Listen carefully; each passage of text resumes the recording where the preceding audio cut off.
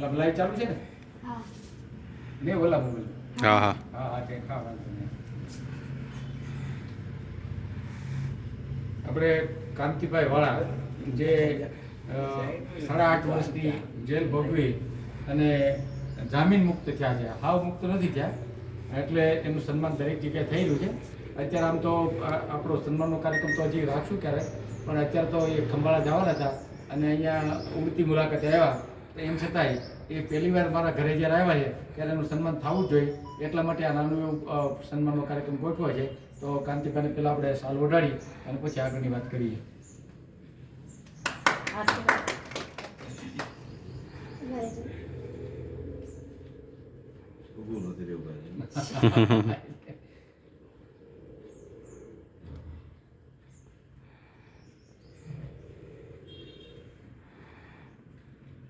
અરે આમ તો કાંતિભાઈ જેમ જેલ ભોગવી એમ એના પરિવારે પણ જેલ ભોગવી, અને એમાં જે એમના ધર્મપત્ની કહેવાય જીવનસિંગીની જેને કહે, એમણે તો ખૂબ સ્ટ્રગલ કર્યું. કામ નાની 2 દીકરીઓ, કાંતિભાઈ તો જેલમાં જ હતા, પણ બહાર રહીને જે ભોગવવું પડે તો બહુ અઘરું હોય.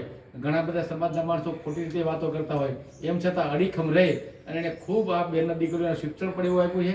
એ તો મોટી દીકરી નથી આવી, બાકી અત્યારે ખરેખર બહુ સરસ બોલી પણ શકે છે. એમ આટલી નાની ઉંમરે આટલું બોલવું એ પણ સારું કહેવાય. તો એમણે ઘડતર કર્યું ત્યારે આ થઈ ગયું. એમ તો એમનું પણ સાલ ઉઠાડી અને સન્માન કરવામાં આવે. સરલાજી એમને સાલ ઉઠાડશે.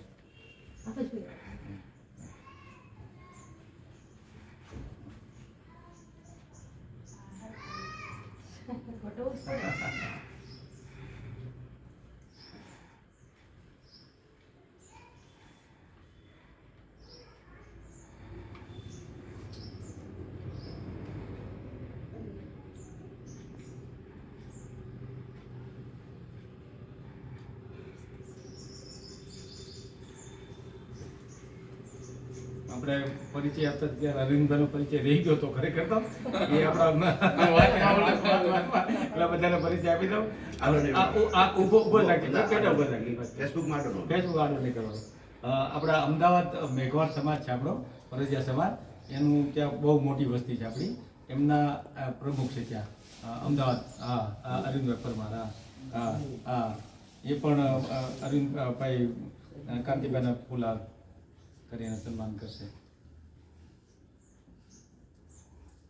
ઘણી વાર ચર્ચા કરીએ, મારે કાલે આવવાનું છે પણ નથી આવી. આવો એ પછી આવી જાઓ. દેશુભાઈ આવો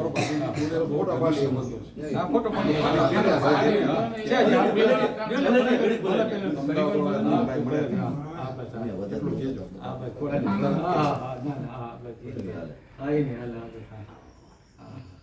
મારા મિત્ર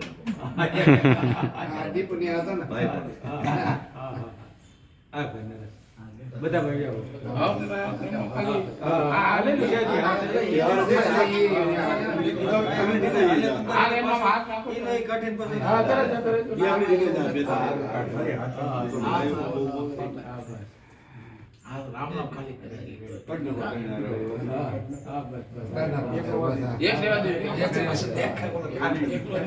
ચાલુ છે નો કાઢો તો હાલ છે, ખાલી એમના ફોટા પાડી દેવા.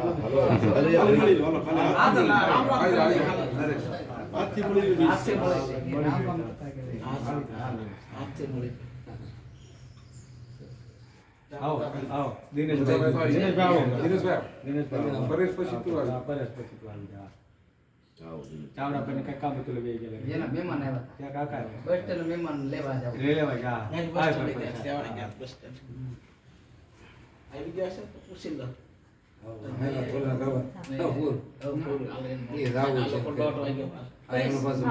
આમ તો આખું સર આવી જાય. અમારો સર છે સિવિલ એન્જિનિયર, આ તાલુકામાં નોકરી કરે.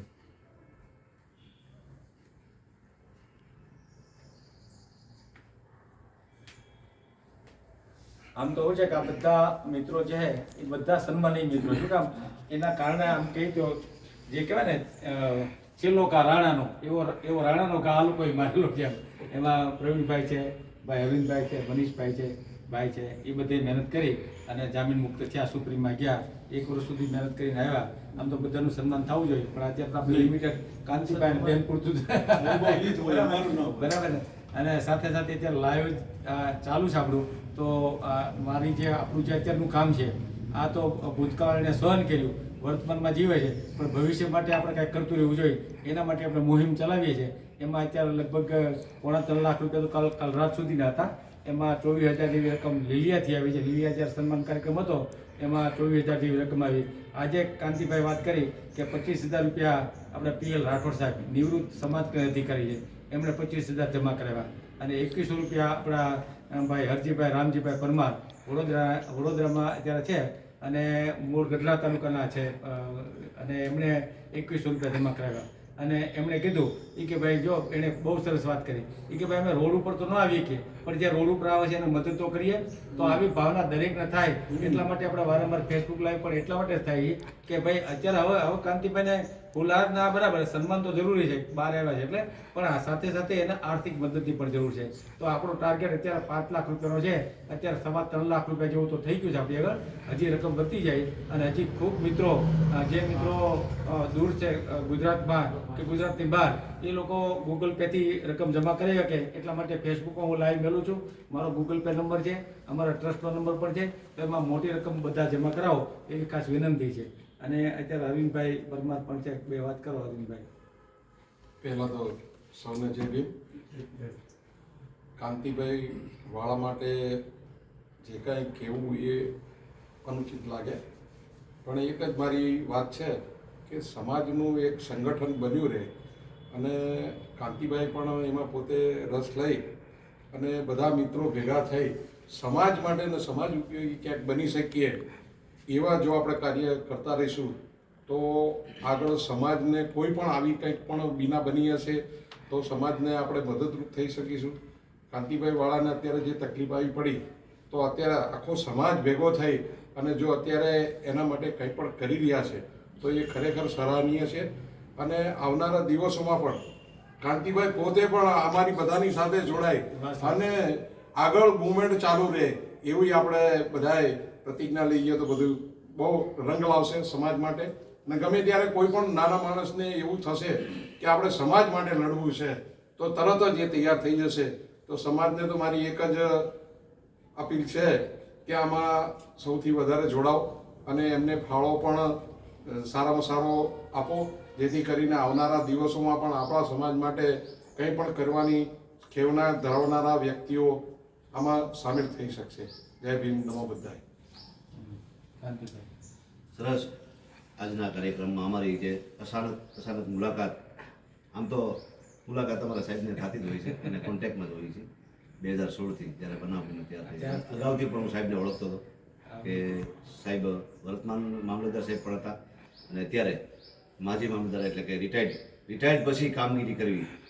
રિટાયર્ડ ક્યારે કહેવાય ખબર છે? એની ઉંમર પૂરી થાય ને ત્યારે.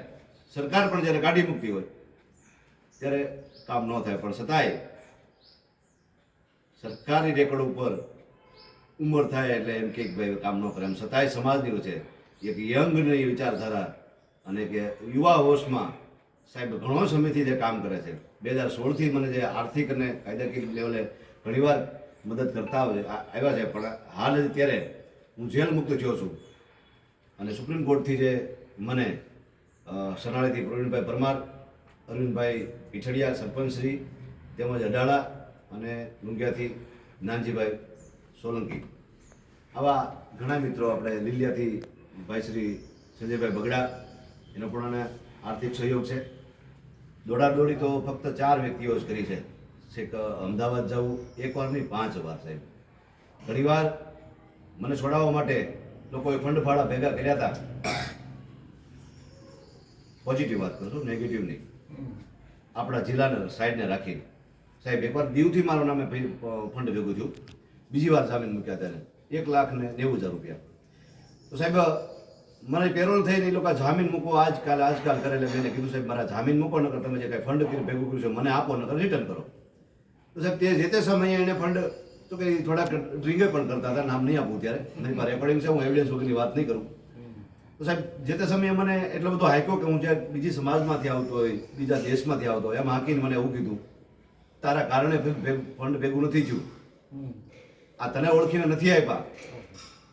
સાહેબ કોઈ વ્યક્તિ એક મેસેજ વાયરલ કરે કે ભાઈ આના કારણે અહીંયા તકલીફ છે ને પૈસા દેવા છે, પણ સાહેબ જે વ્યક્તિનું ઘર ભાંગી ગયું હોય, જે વ્યક્તિ હાવ હેરાન થઈ ગયો હોય, પણ એનો મોભી શું કામ કરે છે એ સમાજ જોતી હોય છે. જે વ્યક્તિને સપોર્ટ કરો છો એનો વડીલ શું કામ કરે છે, એના ઘરના પરિવાર શું કામ કરે છે, દારૂ પીવે છે, બીજું કાંઈ કરે છે, જુગાર રમે છે, એમાં હારીને ઘર ભાંગી ગયું છે, એમાં આત્મહત્યા કરવાનો પ્રયાસ કરે છે, અને ઘરનું કોઈ તો ન આપે સાહેબ. સમાજ આવું કામ કરતા હોય એને ન આપે, પણ સમાજના હિતમાં કામ કરતા હોય અને આ સાહેબ જેવા નીડર વ્યક્તિ જ્યારે મેસેજ વાયરલ કરતા હોય ત્યારે આપે. બે પાર્ટીને જોવે કે ભાઈ આનો આગેવાન કોણ છે અને ભોગ બનનાર કોણ છે. સમાજ એને જોઈ અને સપોર્ટ કરે છે. ત્યારે સાહેબ જો અમુક વ્યક્તિઓ જ બહાર આવે છે અને એમાં ક્યારેય કોઈ એલિગેશન પણ થતા નથી, અને જે કાંઈ રકમ હોય પીડિત લગી પહોંચતી હોય છે. સાહેબે અગાઉ પણ આપણે રોહિત વેમુલા ત્યાં પણ 1,25,000 રૂપિયા ફંડ ભેગું કરીને પહોંચાડ્યું છે. મને ખરેખર યાદ છે. મને પણ આથી પહેલાં સાહેબે જામીન મૂકવા માટે હાઈકોર્ટમાં 2 વાર 20,000 રૂપિયા આપેલા હતા, અને મારા ઘરે પણ એને આર્થિક મદદ અને બાળકોની સ્કૂલ ફી અને ઘરનું કરિયાણું મર્યાદિત આપેલું હતું. તેથી હું સાહેબનો આભારી છું, ના આભાર ઋણી છું. એ તો અમે અમારી હાલ પણ અત્યારે સાહેબ મને જે આર્થિક ભંડોળ ભેગું કરીને આપવા દઈ રહ્યા છે એનો પણ આભારી છું. કહેવા નથી વાત દીવ નહીં કે દીવ સાહેબ મને એને હિસાબ આપ્યો, કારણ કે હિસાબની વાત આવી ને લોકો 5 વાર હાઈકોર્ટ ગયા. મને હિસાબ આપ્યો કે અમે અમદાવાદ ગયા હતા, વકીલને ફાઇલ આપી, એના 10,000 રૂપિયા વકીલે પૈસા નહોતા લીધા. અમે 5 સ્ટાર હોટલમાં રહ્યા 2 દિવસ, એના 5,000 રૂપિયા. સાહેબ ગાડીનું પેટ્રોલ ભાડું 5,000 રૂપિયા. આવો મને હિસાબ આપ્યો હતો. હિસાબની પ્રિન્ટેબલ મારી પાસે છે, રેકોર્ડિંગ રાતે ડ્રિંક કરીને મને જેમ એમ ગાળો દે છે, રેકોર્ડિંગ એ પણ છે. મેં ત્યારે પીએલ રાઠોડ સાહેબને ફોન કરીને રેકોર્ડિંગ સાંભળ્યું, સાહેબ આવું મારે સાંભળવું, સમાજ સેવા આ માટે હું કરું છું. સાહેબે ત્યારે એ કામ કોમ્પ્રોમાઇઝ કરીને પૂરું કર્યું. જે તે સમયે મેં કોઈને બધા નથી કર્યા, કારણ કે પેરોલ દરમિયાન મારી લિમિટેડ હોય છે, એટલે મારે વિવાદમાં પેરોલ દરમિયાન નથી પડવું ને અત્યારે પણ નથી પડવું. પણ તો નાનો દાખલો આપ્યો એટલા માટે હું કહું છું કે આ લોકો 5 વાર પોતાની ફોરવ્હીલ લઈ નાનજીભાઈની ભાઈશ્રીની ક્યારે મને એને નથી કીધું કે અમે અમરેલીમાં આવ્યા હતા, તમારી મુલાકાતે અમદાવાદ ગયા હતા, મારી મુલાકાતે વકીલી મુલાકાતે, જ્યાં અમારે ખાવાના કે કોઈ પણ નાસ્તાના ચા પાણીના ગાડીનો પેટ્રોલનો હિસાબ હજી એણે વોટ્સએપે નથી કર્યો, અને એમ અમે ખિસ્સામાંથી આપ્યા એવું પણ આજ સુધી બોલ્યા નથી. તો આવા નીડર કાર્યકરોની આપણી સમાજની અંદર જરૂર છે. આવા વ્યક્તિઓની કે જ્યારે સમાજને ખોટી રીતે ગુમરાહ ન કરે, બદનામ કરે, આવા સાહેબજીની કાર્યકરોની જરૂર છે કે આ પદ ઉપર બેસે તો સમાજને યોગ્ય અને લાયક છે. અમુક નાલાયકોની જરૂર નથી. સમાજની અંદર જે દૂષણો છે, વાત કરી 2016, 2016 જે જેલમાં હું ગયો અને સાહેબ સંકટો આવ્યા છે એની વાત ન પૂછો સાહેબ. એ મને ખબર છે, મારા પરિવારને ખબર છે કેવા સંકટો આવ્યા છે સાહેબ. સમાજે તો મને હાલો પૈસા ભેગા કરી દીધા, સમાજે મને માનસિક બીમારી નોકડું એને કારણે સપોર્ટ આપ્યા, પણ કેવા મર્યાદિત. તમારે જેવા અમુક જે 5-7 જણા લોકો, પીએલ રાઠોડ સાહેબ, પીએલ મારુ સાહેબ, ભનુભાઈ, ભાઈશ્રી, એવા ઘણા લોકો જે છે કે ક્યાંક ને ક્યાંક આપણને સપોર્ટ કરતા હોય છે. સાહેબ જેલ એન્ટ્રી 2016 હું પરિવારને મૂકીને ગયો, મને ધરપકડ કરીને રાજકોટ લઈ ગયા. સાહેબ રાજકોટ મને પોલીસે જેમ આતંકવાદીને ઢળડે એમ ઢળતા હતા, ત્યારે સાહેબ યાદ રહી હતી.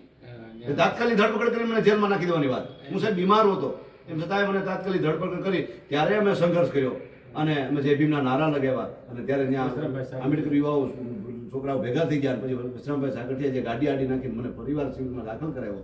સાહેબ પછી હું એકદમ રાઈટ સારો થઈ ગયો. પછી અમે સામેથી ફોન કર્યો કે આવો લઈ જાઓ, ધરપકડ કરો, તમે અમારી પર ઠોકે તો બેહાડી છે, અમે આને લડશું. અમે કોઈ ભાગવાના નહોતા, કારણ કે ભાગવાવાળાને ક્યાં કોઈ પકડી શકે છે, એ તો જંગલમાં છે. આ તો આપણી જેવા કાર્યકરો છે, બાબા સાહેબ વિચારધારાવાળા છે, એને ગમે એમ કરીને ઠોકી બેહાડવાના આ મનુવાદીઓની જે કાંઈ કામગીરી હોય એને આપણે અમે લડત આપવી જોઈએ. અને આ લડત 8 વર્ષ દરમિયાન અમે ક્યારેય હાર્યા નથી સાહેબ. મારી ઘરની સ્થિતિ કહી દઉં કે અમે મારે દીકરો નથી, હાળોય નથી, અને મારા સસરાય નથી. અને મારા હાળો સસરા ન હોય ત્યારે સાસુમાં જીવતા હોય ક્યાં રાખવાના, મારે યારે જ રાખવા પડે. એટલે મારા મેરેજ પછી 15 દિવસે મારા સાસુમાને વિનંતી કરીને પગે લાગી લઈ આવો, કારણ કે મને માનવ સેવા બહુ ગમે. એટલે કે મારી તમે અમારે યારે વ્યો, અમે 2 જણા, સારું મકાન છે, અને હું હાજર ન હો તો તમે મારી દીકરી રહી શકો. અને પછી મારે જે 2 બાળકોની પ્રાપ્તિ થઈ, અને એને પણ આ મોટા કર્યા ને 5-5 વર્ષના કર્યા, એ મારા સાસુમાં જ કર્યા, મારી માએ જ કર્યા, હું એને માં જ કહેતો હતો. અને પછી જે અચાનક કોરોના દરમિયાન જો કે કોરોના તો પણ એટેક આવી ગયો. સાહેબ હું જેલમાં ત્યારે વિચાર કરો મને. અને એ ત્યારે કોરોનામાં કોઈ કેદીઓને પેરોલ નહોતી મળતી કે એ પોઝિટિવ થાય અને જેલને નુકસાન થાય એટલા માટે પેરોલ ન આપે તો એક દિવસની આવું કાંઈ ઘટના બની હોય ને તો ત્યારે મને એક દિવસની પેરોલ આપી અને એ પાણી ઢોળમાં આપણા રિવાજ પ્રમાણે. ત્યારે મારા માતુશ્રી એટલે કે મારા સાસુને આણે કંધો આપીને શમશાન યાત્રા કાઢી હતી. ત્યારે પણ મને હિંમત હારવા દીધી નથી. એને પુરુષ જેવું કામ કર્યું છે. અત્યાર સુધી આવા અનેક બનાવો છે સાહેબ. કોરોના દરમિયાન વાવાઝોડા દરમિયાન મકાન પડી ગયા, મકાનને ફેંકી દેવામાં આવ્યા, આખી રાત સંદાસ બાથરૂમમાં કાઢી 2 દિવસ ભૂખ્યા રહ્યા છે. કેવી કઠણાઈ છે, કેટલી સહન શક્તિ, કેવું અમે સહન કર્યું છે. હું આ સમાજને કહેવા જઈ રહ્યો છું કે આવું કદાચ ક્યાંય થાય તો સહન કરો, પણ ક્યાંય ખોટા નેગેટિવ વિચાર ન કરો અને અન્ય કોઈ સમાજ આપણે સપોર્ટ કરતી હોય અથવા ન કરતી હોય એને બદનામ ન કરો. સાહેબ આ 8 વર્ષ દરમિયાન મને ઘણા દૂષણો નડ્યા છે. અત્યારે હું આઝાદ થઈ ગયો છું. જેલમાં હોવા છતાંય મેં કોઈ કોઈને બદનામ નથી કર્યા અને બહાર આવ્યા પણ ત્યારે હું માફ કરું છું. સમાજની અંદર એક સારી એવી કામગીરી કરો અને અંદરો અંદર ટાટિયા ખેંચાય છે અથવા બીજા સમાજ આપણી સમાજની આ દુર્દશા જોવે છે એ જોવી ન જોઈએ. સમાજ એક આપણી મસ્ત રીતે સારા એક મંચ ઉપર આવે. અને હું તમને કહું છું ગુજરાતની અંદર કેટલા નેતા, ક્યાં નેતાને આપણે શોધશું, કોને ધારાસભ્ય બનાવશું, કોને સમાજનો એક વડીલ બનાવશું. આપણે બનવું છે તાલુકે આપણે બાબા સાહેબે કીધું છે કે સત્તા પ્રાપ્ત કરવી જરૂરી છે, નકર તમારો કોઈ અધિકાર નહીં રહે, તમારો અધિકાર છીનવી લેવામાં આવશે. માટે સત્તા પ્રાપ્ત કરવી હોય, તમારે એક વડીલ બનવું હોય, એક નેતા બનવું હોય, સમાજનું આગેવાન બનવું હોય તો તમારે પોતાને સુધરવું પડશે. એટલે પ્લીઝ 2 હાથ જોડી વિનંતી કરું કે તમારા જે દૂષણો જે છે, તમારી કુટેવો જે છે, ઝીણી ઝીણી વાતો છે, તમે તમારા અંગત મિત્રોને બની અને અંગત મિત્રો હારે પણ તમે કાયદેસર વિશ્વાસઘાત કરો છો. તમે આની પાછળ હારે બેસીને તમે પાછળના ભાગે એની શરીર મારો છો ખબર વગર, શરીર ઘુસાવી દો છો. એવી જ વાત છે આ સમાજ સેવા છે ને. તમે એને અપમાન અથવા તમે એનું બદનામ કરો અને એની વિશ્વાસઘાત કરો, તમે તમારી લીટી મોટી કરવા માટે એને બદનામ કરો, આ વ્યાજબી નથી. હવે પછી જાજો સમય નથી. જે જ્યાં જ્યાં પણ સન્માન થાય છે એ પણ થવું જોઈએ. આ ફૂલ હાર પહેરવાની મને કાંઈ શોખ નથી, પણ સમાજની અંદર એક દાખલો બે અનુસૂચિત જાતિની અંદર ક્યારે આવા કાર્યક્રમ થતા નથી કે પીડિતોના સન્માન થાય. ક્યારેક જ બનાવ બને છે.